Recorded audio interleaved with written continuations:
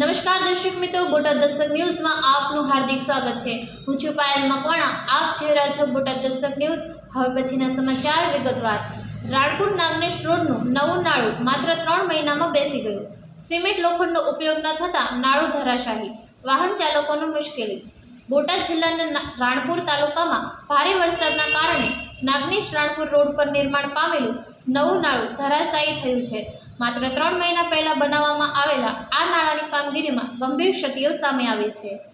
નાગનેશ ગામથી રાણપુર, ચલાળા, જોબાળા, બરાનિયા, હડમતાળા અને સુરેન્દ્રનગર સુધી જોડાતા આ મહત્વના માર્ગ પર આવેલા નાળાની કામગીરીમાં એસ્ટિમેટ મુજબ સિમેન્ટ કે લોખંડનો ઉપયોગ કરવામાં આવ્યો નથી।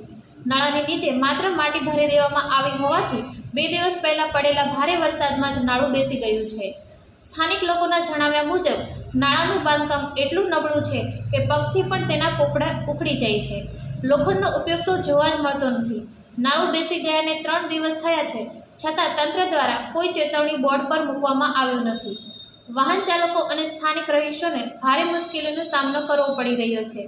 કોઈ મોટી દુર્ઘટના ન સર્જાય તે માટે લોકો તાત્કાલિક સમારકામની માંગ કરી રહ્યા છે। આ ઘટના બાંધકામમાં થયેલા ભ્રષ્ટાચારને ઉજાગર કરે છે। સૌજન્ય દિવ્ય ભાસ્કર, બોટાદ દસ્તક ન્યૂઝ।